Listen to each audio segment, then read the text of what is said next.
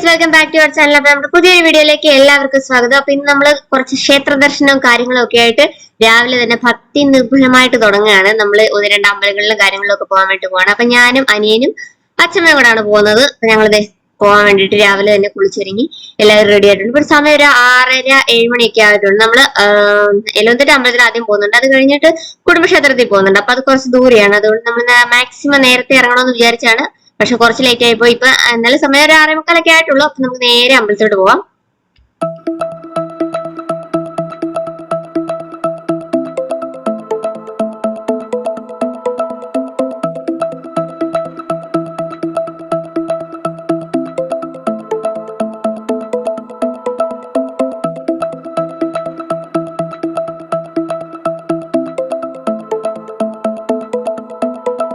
എന്നിട്ട് അമ്പലത്തിലേക്ക് പോകാൻ നമുക്ക് വണ്ടിക്ക് പോകുമ്പോഴാണ് കേട്ടോ ദൂരെ കൂടുതൽ. കാരണം നമ്മൾ നടന്നു പോവാണെങ്കിൽ നേരത്തെയുള്ള വീഡിയോസിലൊക്കെ ഞാൻ കാണിച്ചിട്ടുള്ള നമ്മുടെ ഒരു റബ്ബർ തോട്ടമൊക്കെ ജസ്റ്റ് ഒന്ന് ക്രോസ് ചെയ്ത് കഴിഞ്ഞാൽ നമുക്ക് എളുപ്പത്തിൽ അമ്പലത്തിൽ എത്താൻ പറ്റും. പക്ഷെ നമ്മളിപ്പം പോകുന്നത് നമ്മുടെ വണ്ടിയൊക്കെ പോകുന്ന റോഡിലൂടെ. അപ്പൊ ജസ്റ്റ് നമ്മുടെ ജംഗ്ഷനിൽ കുറച്ച് മുന്നോട്ട് വന്നു കഴിയുമ്പോൾ താഴോട്ട് ഒരു റോഡാണ്.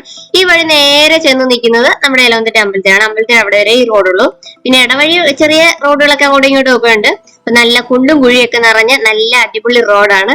കുണ്ടും കുഴിയും പച്ചപ്പും ഹരിതാഭയൊക്കെ നിറഞ്ഞ അടിപൊളി റോഡാണ്. അപ്പൊ നമ്മൾ നേരെ അമ്പലത്തിലോട്ട് പോവാണ്.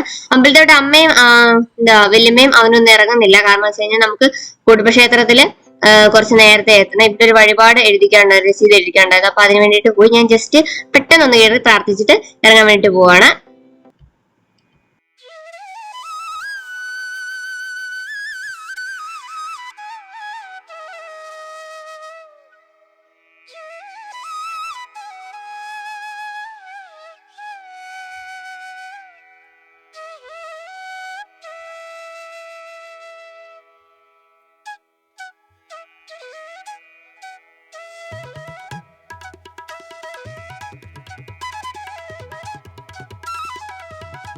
അമ്പലത്തിൽ നമ്മൾ ഒത്തിരി സമയം നിന്നില്ല. കാരണം പെട്ടെന്ന് തൊഴുത് ഒരു രസീത്, നാളത്തേക്ക് ഒരു രസീതൊക്കെ എഴുതിക്കാനുണ്ടായിരുന്നു. അതിന് വേണ്ടിയിട്ടാണ് നമ്മൾ വന്നത്. അപ്പൊ ജസ്റ്റ് അവിടെ പ്രാർത്ഥിച്ചിട്ട് നമ്മൾ നേരെ പോവാണ്. അപ്പൊ പറയേരികാല എന്നാണ് ഞങ്ങളുടെ കുടുംബക്ഷേത്രത്തിന്റെ പേര്. ഇവിടുന്ന് കുറച്ച് പോകണം. അരീക്കര എന്ന് പറയുന്ന ഒരു സ്ഥലത്താണ്. ആലപ്പുഴ പത്തനംതിട്ട ബോർഡർ ഒക്കെ ആയിട്ട് വരും. അപ്പൊ നമ്മുടെ കുടുംബക്ഷേത്രം ആണെങ്കിലും നമ്മൾ കുറെ വർഷങ്ങളായിട്ട് ഞാൻ അങ്ങോട്ടൊക്കെ പോയിട്ട് ലാസ്റ്റ് പോയത് കൊറോണയ്ക്കൊക്കെ മുന്നേ ആയിരുന്നു. എനിക്ക് തോന്നുന്നു ഞങ്ങളുടെ അണ്ണന്റെ കല്യാണത്തിന്റെ സമയത്തൊക്കെയാണെന്ന് തോന്നുന്നു, 2018 ആ ഒരു സമയത്ത് ലാസ്റ്റ് പോയത്. പിന്നെ അങ്ങോട്ട് പോയിട്ടേ ഇല്ല. കാരണം വെച്ച് കഴിഞ്ഞാൽ അത് ബസ്സൊന്നും പോവാത്തൊരു റൂട്ട്. നമ്മൾ ഇറങ്ങി കുറച്ച് നടക്കുകയൊക്കെ വേണം. തന്നെയൊക്കെ പോകാനെ കൊണ്ടിട്ട് പേടിയുള്ള കാരണം പോയിട്ടില്ല. അപ്പൊ നമ്മൾ തിരിച്ച് നമ്മുടെ ജംഗ്ഷനിൽ വന്നിട്ട് നേരെ പോകണം. നമ്മൾ ചെങ്ങന്നൂര് പോകുന്ന റോഡിൽ പോയിട്ട് പിന്നെ കുറച്ചൊരു അകത്തോട്ടൊരു നമ്മുടെ അകത്തോട്ട് എന്താ ചെറിയൊരു റോഡ് പോലെ അകത്തോട്ടാണ് നമ്മുടെ അമ്പലത്തിലേക്ക് പോകുന്നത്. അപ്പൊ നമുക്ക് നേരെ അമ്പലത്തിലോട്ട് വിടാം.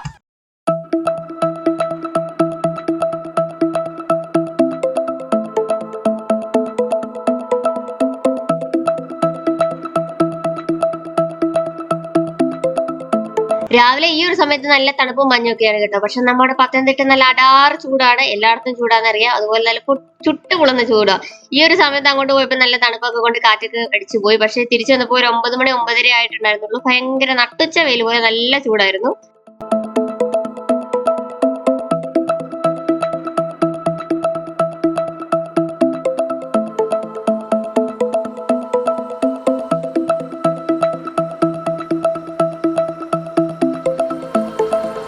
നമ്മൾ നമ്മുടെ സ്റ്റേറ്റ് ഹൈവേയിൽ എത്തി. അപ്പൊ ഇവിടുന്ന് 2 സൈഡിലോട്ടുള്ള റോഡുണ്ട്. എറണാകുളം തിരുവനന്തപുരം റോഡാണ്. അപ്പൊ നമ്മളിപ്പോ തിരുവനന്തപുരം ആ ഒരു റൂട്ടിലോട്ടാണ് പോകുന്നത്. അവിടെ വന്നിട്ട് നമുക്ക് ജസ്റ്റ് അകത്തോട്ട് നമ്മുടെ പഞ്ചായത്ത് റോഡ് പോലത്തെ ഒരു റോഡിലകത്തോട്ട് കയറണം. അപ്പൊ അവിടെ ജസ്റ്റ് ഒരു പള്ളിയുണ്ട്, മുളക്കര പള്ളി. അവിടെ ഇറങ്ങി നമ്മള് ജസ്റ്റ് പൈസ ഒക്കെ ഇട്ടിട്ട് പോവാണ്. അപ്പൊ നമ്മുടെ കുടുംബക്ഷേത്രത്തിന്റെ ഒരു ഇത് ചെറിയൊരു ഗോപുരം പോലത്തെ സംഭവമാണ് അവിടെ കാണുന്നത്. അവിടെ അങ്ങോട്ട് പോകുമ്പോൾ 2 അമ്പലമുണ്ട്. ഒന്ന് വലിയ അമ്പലമുണ്ട്, പിന്നെ അതിന്റെ മലനട പോലൊരു കൊച്ചമ്പലം ഇപ്പുറത്തുണ്ട്. അപ്പൊ ആദ്യം നമ്മൾ വലിയ അമ്പലത്തില് പ്രാർത്ഥിച്ചിട്ട് പിന്നെ മലനടയിൽ കൂടെ പ്രാർത്ഥിക്കണമെന്നുള്ള ഒരു തീരുമാനത്തിലാണ് പോകുന്നത്. അപ്പൊ എനിക്ക് ഒരുപാട് തവണയൊന്നും വന്നിട്ടില്ല. നമ്മുടെ കുടുംബക്ഷേത്രം ആണെങ്കിലും കുറച്ച് തവണയൊക്കെ വന്നിട്ടുള്ളൂ. അപ്പൊ ഇതുവഴിയൊക്കെ പോകുമ്പോൾ എനിക്ക് ഭയങ്കര കൺഫ്യൂഷനാണ്. കാരണം അങ്ങോട്ടും ഇങ്ങോട്ടൊക്കെ ഒത്തിരി വഴികളുണ്ടോ, ഇതുവഴിയാ എന്തോന്നൊന്നും അറിഞ്ഞൂടാ. നമ്മൾ വണ്ടിക്കൊക്കെ വരുവാണെങ്കിൽ ഇവിടെ പെട്ടെന്ന് നമുക്ക് ചെന്ന് എത്താൻ പറ്റത്തുള്ളൂ. അല്ലെങ്കിൽ നമ്മുടെ അവിടെ ഹൈവേയിൽ അവിടെ വണ്ടി ഇറങ്ങിയിട്ട് ഇത്രയും ദൂരം നമ്മളിങ്ങനെ നടന്നൊക്കെ വരണം. അതുകൊണ്ടാണ് ഇങ്ങോട്ട് വരാൻ കൂടുതലും മടിക്കുന്നത്. അപ്പൊ ഇതാണ് ആ ചെറിയ അമ്പലം. അതായത് അതിന്റെ ഒരു മൂലസ്ഥാനം പോലുള്ള അമ്പലമാണ് ഇത്. അപ്പൊ ആദ്യം നമ്മൾ മെയിൻ അമ്പലത്തിൽ പ്രാർത്ഥിച്ചിട്ട് ഇവിടെ വരും.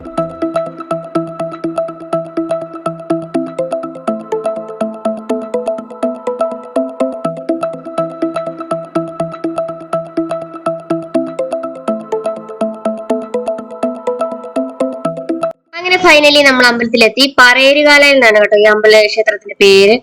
അരീക്കര എന്ന് പറയുന്ന ഒരു സ്ഥലത്താണ് അമ്പലം ഉള്ളത്. അപ്പൊ നമ്മൾ കുറെ വർഷങ്ങൾക്ക് ശേഷം നമ്മുടെ കുടുംബ അമ്പലത്തിൽ എത്തിയിരിക്കുകയാണ്.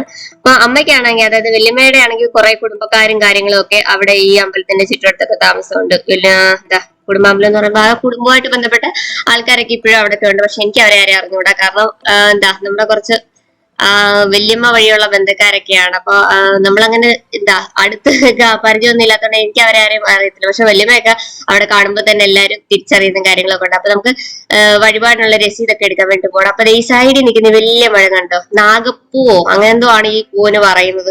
നമ്മുടെ അവിടെ ഞങ്ങളുടെ ജംഗ്ഷനിൽ ഈ ഒരു മരം ഉണ്ടായിരുന്നു പണ്ട്. നല്ല രസം. ഇതിന്റെ പൂവിന് നല്ല ഭംഗിയാണ്, അതുപോലെ തന്നെ നല്ലൊരു മണമാണ്. പക്ഷെ ഇത് ഭയങ്കര ശല്യമാണ്. കാരണം വെച്ച് കഴിഞ്ഞാൽ നമ്മുടെ ഇതിൽ ഒരു ബോള് പോലെ ഒരു കായ, ഇതിന്റെ കായ എന്ന് പറയുന്നത് നമ്മുടെ ഫുട്ബോൾ പോലെ വലിയൊരു കായ ഉണ്ടാവും. അതിപ്പോ ഇങ്ങനെ പൂത്തിരിക്കും. മഴയൊക്കെ സീസൺ ആകുമ്പോഴത്തേക്ക് ഇതെല്ലാം കൂടെ പൊഴിഞ്ഞ് താഴെ വീണ് പിന്നെ അട്ടയും കാര്യങ്ങളൊക്കെ കയറി ഭയങ്കര നാശമാകും. അങ്ങനെ ഞങ്ങളുടെ അവിടുത്തെ പുഴുവൊക്കെ ഒത്തിരി ഇറങ്ങും ഇതേന്ന്. അങ്ങനെ ഞങ്ങളുടെ അവിടെ ഗുരുമന്ദിരത്തിന്റെ പുറകിലുണ്ടായിരുന്നു, വെട്ടിക്കളഞ്ഞു. ഞാൻ അവിടെ ആകട്ടെ ഈ മരം ഇവിടെ ഈ അമ്പലത്തിലല്ലാതെ വേറെ കണ്ടിട്ടുണ്ട്. പിന്നെ ഒരെണ്ണം കൂടെ ഉണ്ട് നമ്മുടെ എലവുന്തിട്ട് ഗുരുമന്ദിരത്തിന്റെ അവിടെ ആയിട്ട് ഞാൻ കണ്ടിട്ടുണ്ട്. പിന്നെ ശിവഗിരിയിലൊക്കെ പോകുമ്പോഴൊക്കെ ഇത് ഒരുപാട് കണ്ടിട്ടുണ്ട്. അപ്പൊ നമ്മളിതേ അമ്പലത്തിൽ കയറി പ്രാർത്ഥിച്ച് പ്രസാദമൊക്കെ വാങ്ങിച്ചുകൊണ്ടിരിക്കുകയാണ്. അപ്പൊ ഇന്ന് അവിടെ എന്തോ ഗുരുതിയോ ഏതാണ്ട് നടക്കുന്നുണ്ടായിരുന്നു. അപ്പൊ തീർത്ഥം തന്നപ്പോ ചുവന്ന കളറുള്ള ഒരു വെള്ളം തന്നു. ഞാൻ ആദ്യം അത് കയ്യിലോട്ട് ചെപ്പ് മേടിച്ചു പോയി. എനിക്ക് അറിഞ്ഞുകൂടായിരുന്നു അത് എന്ത് വന്നു. പിന്നെ അവിടെ ഒരു അമ്മൂമ്മ ഇരിപ്പുണ്ടായിരുന്നു. അമ്മൂമ്മയോട് ഞാൻ ചോദിച്ചു എന്താ ഇതിങ്ങനെ ചുമന്ന കളറിലുള്ള വെള്ളം എന്ന് ചോദിച്ചപ്പോ പറഞ്ഞു അവിടെ നിന്ന് ഗുരുതിയോ ഏതാണ്ട് ഉണ്ടായിരുന്നു. അപ്പൊ അതിന്റെ തീർത്ഥമാണെന്ന് പറഞ്ഞു. അപ്പൊ അവിടെ പ്രാർത്ഥിച്ചു കഴിഞ്ഞ് നമ്മൾ വെളിയിലേക്ക് ഇറങ്ങി.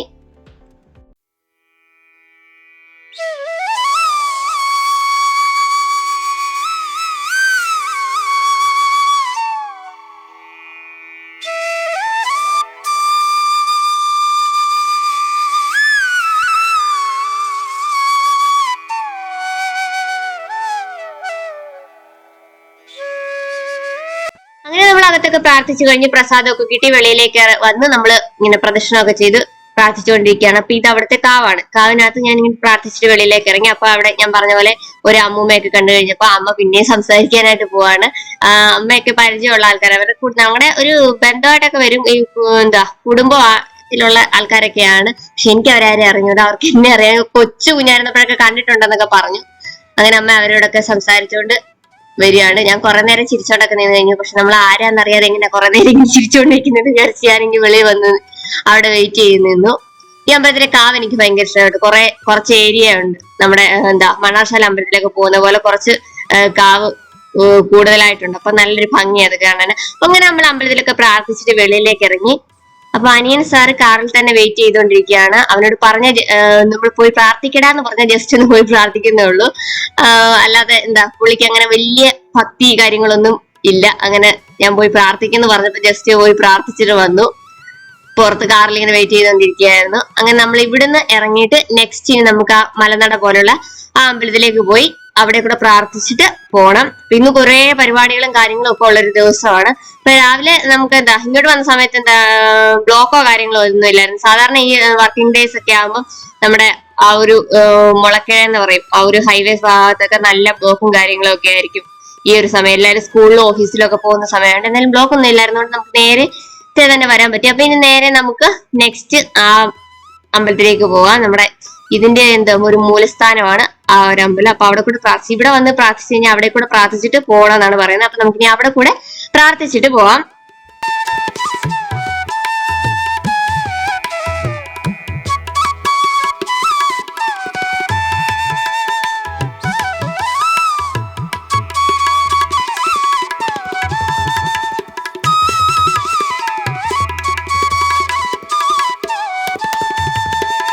നമുക്ക് അങ്ങനെ വന്ന് പരിചയം ഒരുപാട് ഇല്ലാത്തത് കൊണ്ട് അകത്തോട്ട് വണ്ടി കയറ്റി കഴിഞ്ഞാൽ പിന്നെ അവിടെ ഇട്ട് തിരിക്കാനൊക്കെ ഉള്ള സ്ഥലവും കാര്യങ്ങളും ഒക്കെ ഉണ്ടെന്ന് അറിഞ്ഞൂടെ. അതുകൊണ്ട് നമ്മൾ റോഡിൽ വണ്ടി ഇട്ടിട്ട് അവിടെ നടന്ന് കയറാമെന്ന് വിചാരിച്ചു. അപ്പൊ അകത്ത് സ്ഥലമൊക്കെ ഉണ്ടായിരുന്നു. പക്ഷെ നമുക്കൊരു പേടിയായിരുന്നു. കാരണം വെച്ച് കഴിഞ്ഞാൽ അവിടെ കൊണ്ടിട്ടിട്ട് പിന്നെ തിരിക്കാനൊക്കെ പറ്റില്ലെങ്കിൽ ഭയങ്കര പാടും കാര്യങ്ങളൊക്കെ. എനിക്കിങ്ങനെ സൈഡ് പറഞ്ഞു കൊടുക്കാനൊന്നും അറിയത്തില്ല. അച്ഛനും അവനും കൂടെ ഒക്കെ പോവാണെങ്കിൽ അച്ഛൻ സൈഡ് പറഞ്ഞു കൊടുക്കും, അല്ലെങ്കിൽ അവനങ്ങനെ പറഞ്ഞു കൊടുക്കും. എനിക്കങ്ങനെ സൈഡ് പറഞ്ഞു കൊടുക്കാനൊന്നും അറിയത്തില്ല. അതുകൊണ്ട് അകത്ത് പക്ഷെ നല്ല സ്ഥലം ഉണ്ടായിരുന്നു കേട്ടോ. വെളിയിൽ നിന്ന് നോക്കിക്കഴിഞ്ഞാൽ അമ്പലം മാത്രമേ കാണത്തുള്ളൂ. ഈ ഒരു ഗ്രൗണ്ട് പോലുള്ള സംഭവം കാണത്തില്ലായിരുന്നു. അങ്ങനെ അവിടെയും വന്ന് നമ്മൾ വഴിപാടും കാര്യങ്ങളും ഒക്കെ ഉണ്ടായിരുന്നു. പാൽപ്പായസം ഒക്കെ ഉണ്ടായിരുന്നു. അപ്പൊ അതൊക്കെ കൊടുത്തു നേരെ അമ്പലത്തിൽ നിന്ന് വെളിയിൽ ഇറങ്ങി നമ്മൾ നേരെ വീട്ടിലോട്ട് പോവാണ്. അപ്പൊ ഇന്ന് കുറച്ച് പരിപാടികളൊക്കെ ഉണ്ട്. നേരത്തെ പറഞ്ഞ പോലെ ഇന്ന് വൈകിട്ട് നമ്മൾ ആടുജീവിത സിനിമ കാണാനൊക്കെ പോകുന്നുണ്ട്. പിന്നെ കുറച്ച് അല്ലറ ചില്ലറ പരിപാടികളും കാര്യങ്ങളും ഒക്കെ ആയിട്ട് നല്ല തിരക്കുള്ളൊരു ദിവസമാണ്. അപ്പൊ നമ്മള് അമ്പലത്തില് വന്ന കാര്യങ്ങളൊക്കെ നന്നായിട്ട് നടന്ന് നമ്മൾ നേരെ വീട്ടിലോട്ട് പോവാം.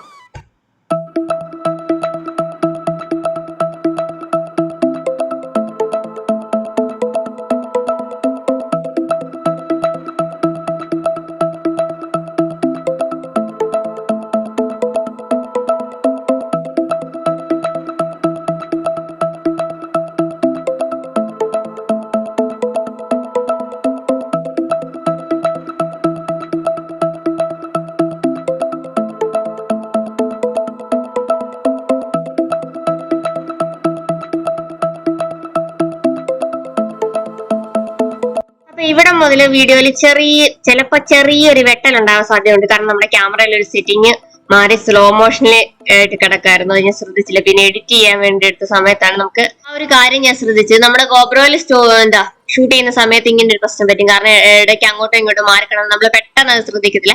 എക്സ്പേർട്ട് ആയിട്ട് എടുക്കുന്നവർക്കൊക്കെ അറിയായിരിക്കും. പക്ഷെ ഞാൻ ഇങ്ങനെ വലിയ എക്സ്പേർട്ട് ഒന്നും അല്ലാത്തതുകൊണ്ട് ഇത് സ്ലോ മോഷനിൽ കിടന്നാൽ ഞാൻ ശ്രദ്ധിച്ചില്ല. പിന്നെ നമ്മൾ എഡിറ്റ് ചെയ്യാൻ നേരത്തെ ഇത് വേറെ ഏതെങ്കിലും ആപ്ലിക്കേഷൻ ഇട്ട് എഡിറ്റ് ചെയ്യുന്ന സമയത്ത് ഇങ്ങനെ വരുമെന്ന് അറിഞ്ഞൂടെ. ഇൻഷോട്ടിൽ ഇങ്ങനെ വരുമ്പോൾ നമ്മൾ നോർമലായിട്ട് വീഡിയോ എടുത്തു കഴിഞ്ഞിട്ട് ഒന്ന് ജസ്റ്റ് നോക്കുന്ന സമയത്തൊന്നും ഈ ഒരു ഇങ്ങനെ വെട്ടല് പോലെ വരുന്നതായിട്ട് ഫീൽ ചെയ്യത്തില്ല. ചില സമയത്ത് നമ്മൾ എഡിറ്റ് ചെയ്ത് വീഡിയോ സേവ് ചെയ്ത് കഴിയുമ്പോൾ ആ ഒരു വെട്ടൽ അങ്ങ് മാറും. അപ്പൊ നമ്മളിപ്പോ വന്നുകൊണ്ടിരിക്കുന്ന നമ്മുടെ ഒരു പുതിയ വഴിയാണ് വന്നുകൊണ്ടിരിക്കുന്നത്. പുതിയ വഴിയൊന്നുമല്ല, നമ്മുടെ പണ്ട് മുതലേ ഉള്ള ഒരു വഴിയാണ്. ഇത് കുറച്ചു നാളായിട്ട് അടച്ചിട്ടിരിക്കുകയായിരുന്നു റോഡ് ടാർ ചെയ്യാൻ വേണ്ടിയിട്ട്. നമ്മുടെ ഇലവന്തിര അമ്പലത്തിലോട്ടൊക്കെ പോകുന്ന വഴി പോലെ തന്നെ ഇതും കുണ്ടും കുഴിയൊക്കെ പിടിച്ച് കിടക്കായിരുന്നു. കഴിഞ്ഞൊരു 2 വർഷമായിട്ട് അടച്ചിട്ട് ഈ വഴി 2 വർഷത്തിന് ശേഷമാണ് നമ്മൾ വരുന്നത്.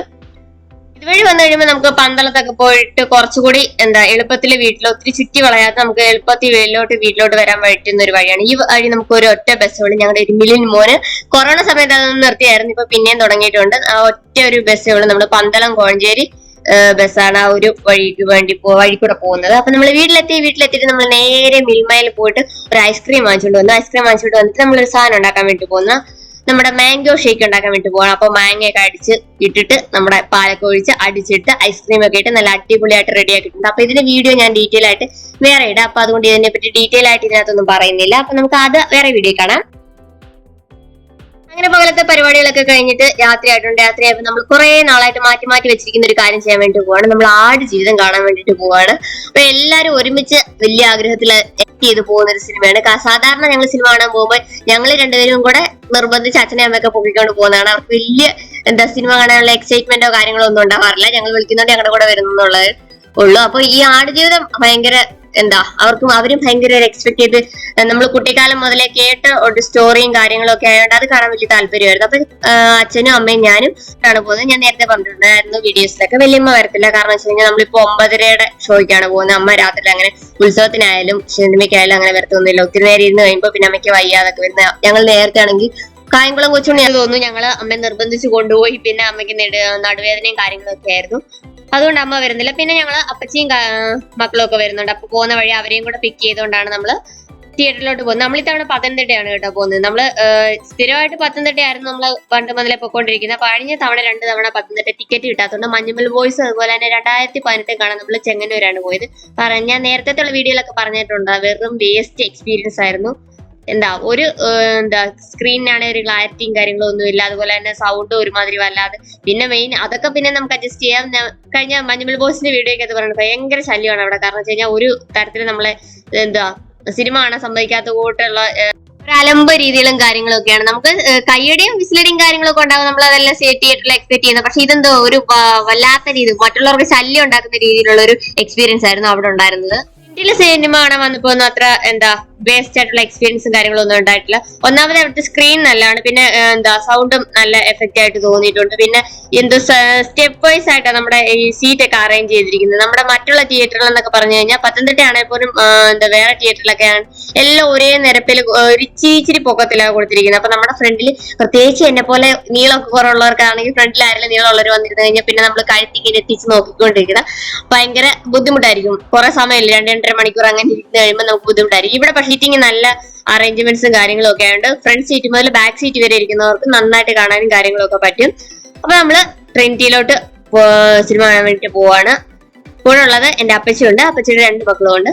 അപ്പൊ നമ്മള് ആടുജീവിതം കാണാനായിട്ട് തിയേറ്ററിൽ വന്നു. നല്ല തിരക്കാണ് കേട്ടോ. ആടുജീവിതത്തിന് മാത്രമല്ല, ഇപ്പൊ പുതിയതായിട്ട് വിഷു ഒക്കെ കഴിഞ്ഞപ്പോ ഒത്തിരി സിനിമകളൊക്കെ റിലീസ് ആയിട്ടുണ്ട്. അപ്പം അച്ഛനും അമ്മയും ഞാനും അപ്പച്ചിയും അപ്പച്ചിയുടെ ഇളയ മോനും കൂടാണ് ആടുജീവിതത്തിന് കയറുന്നത്.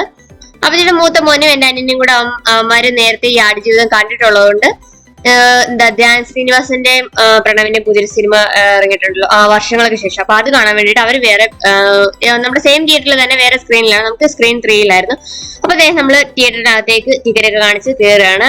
അപ്പൊ അങ്ങോട്ടും ഇങ്ങോട്ടും ഒക്കെ ഒത്തിരി സ്ക്രീൻ ഉള്ളതുകൊണ്ട് നമുക്ക് ഇങ്ങനെ ആരോ മാർക്ക് നോക്കിപ്പോ. അപ്പൊ അകത്തോട്ട് കയറി കഴിഞ്ഞപ്പോ ഇക്കുന് പോപ്കോൺ വേണമെന്ന് പറഞ്ഞിട്ട് അപ്പൊ അത് വാങ്ങിക്കാൻ വേണ്ടി നിൽക്കുകയാണ്. അപ്പൊ നമ്മള് പോപ്കോൺ ഒക്കെ വാങ്ങിച്ചിട്ട് നേരെ തിയേറ്ററിനകത്തോട്ട് പോവാണ്.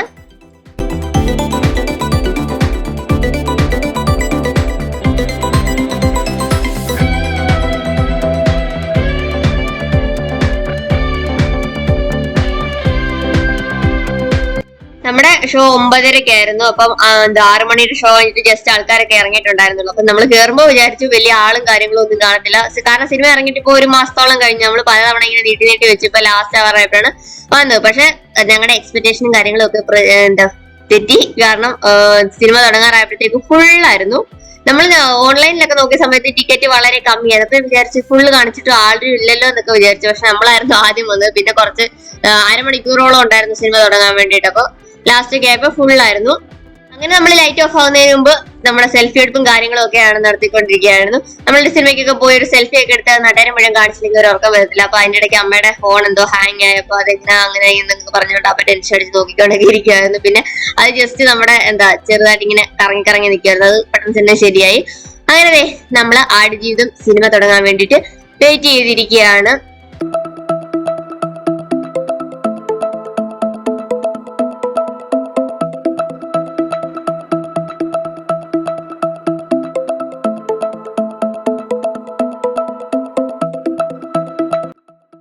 ഇപ്പൊ എല്ലാ സിനിമയുടെ ടൈറ്റിലൊക്കെ ലാസ്റ്റ് ഒക്കെ അല്ലേ ഇടയ്ക്കൊക്കെ അല്ലേ എഴുതി കാണിക്കുന്നത്. അതുകൊണ്ട് ഞാൻ വിചാരിച്ച ആടുജീവിതത്തിന് അങ്ങനെ ആയിരിക്കും. പക്ഷെ എന്റെ പ്രതീക്ഷകളെല്ലാം തെറ്റിച്ച് ആടുജീവിതത്തിന്റെ ടൈറ്റിൽ ആദ്യം തന്നെ എഴുതി കാണിച്ചു. മഞ്ഞുമൽ ബോയ്സിനകത്ത് ടൈറ്റിലിന്റെ ഫോട്ടോ എടുക്കാൻ പോയിട്ട് എനിക്ക് സുഭാഷ് കുഴി വീഴുന്നത് ശരിക്കും കാണാൻ പറ്റിയില്ല. അങ്ങനെ നമ്മുടെ ഇന്റർവെല് ടൈമായി. ഇന്റർവെൽ ആയപ്പോഴത്തേക്ക് സമയം 10:42 അപ്പൊ സെക്കൻഡ് ഹാഫ് എനിക്ക് ഒത്തിരി കുറെ കൂടെ ഉണ്ടായിരുന്നതായിട്ട് തോന്നി. ഇന്റർവെല് വരെ നമ്മൾ വായിച്ച കഥകളും കാര്യങ്ങളും ഒക്കെ ആയിരുന്നു. പിന്നെ ഒരു തവണ ജീവിതത്തിൽ ഞാൻ ആദ്യം പറഞ്ഞല്ലോ, ജീവിതത്തിൽ ഞാൻ ആദ്യമായിട്ട് വായിച്ച് കംപ്ലീറ്റ് ആക്കിയ ഒരു പുസ്തകമാണ് ആടുജീവിതം. പിന്നെ വായിച്ചിട്ടുള്ളത് പാത്തുമ്മയുടെ ആടായിരുന്നു.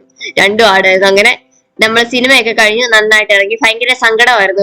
എന്ന് വെച്ച് കഴിഞ്ഞാൽ നമ്മുടെ ഒരു നമുക്ക് സന്തോഷിച്ചിറങ്ങാൻ പറ്റുന്ന ഒരു സിനിമയല്ലേ അല്ലല്ലോ. ഒരാള് ജീവിതത്തിൽ നേരിട്ട് അനുഭവിച്ച കാര്യങ്ങളൊക്കെ ആയിരുന്നു. പക്ഷെ പുള്ളി അവിടുന്ന് രക്ഷപ്പെട്ടു എന്നുള്ളത് നമുക്കൊരു സന്തോഷമായിരുന്നു. പക്ഷെ ഞാൻ ഇതിന്റെ റിവ്യൂവും കാര്യങ്ങളും ഒന്നും കേട്ടിട്ടുണ്ടായിരുന്നില്ല.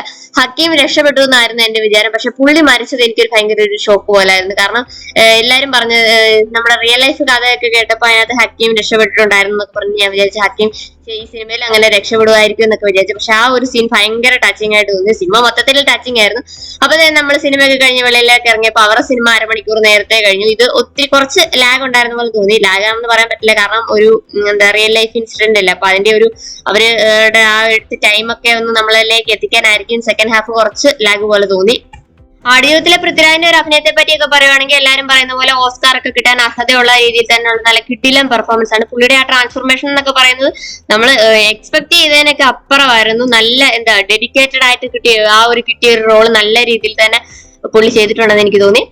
അപ്പൊ നമ്മൾ സിനിമയൊക്കെ കണ്ട് ഹാപ്പിയായി നമ്മൾ വീട്ടിലേക്ക് പോകണം. അപ്പൊ പോകുന്ന വഴി അപ്പച്ചയും മക്കളെയൊക്കെ ഡ്രോപ്പ് ചെയ്തിട്ട് നമ്മൾ നേരെ വീട്ടിലേക്ക് പോവാണ്. സിനിമ എനിക്ക് തോന്നുന്നു 3 മണിക്കൂറോളം ഉണ്ടായിരുന്നു. സാധാരണ 2.5 മണിക്കൂറുകളുടെ കൊണ്ട് നമ്മുടെ ഇപ്പോഴത്തെ സിനിമകളും കാര്യങ്ങളൊക്കെ തീരാറുണ്ട്. അപ്പൊ 3 മണിക്കൂർ ഉണ്ടായിരുന്നു. സെക്കൻഡ് ഹാഫ് ഞാൻ പറഞ്ഞ പോലെ നമ്മൾ അവരുടെ ആ നടപ്പ് കുറച്ച് ലാഗിങ് ആയിട്ട് തോന്നി. നമ്മളിപ്പോ റോഡ് കാണും എന്നൊക്കെ വിചാരിച്ച് ഇരുന്നിരുന്ന് ആ ഒരു സീൻ വന്നപ്പോ കുറച്ച് ലാഗായിട്ട് തോന്നി.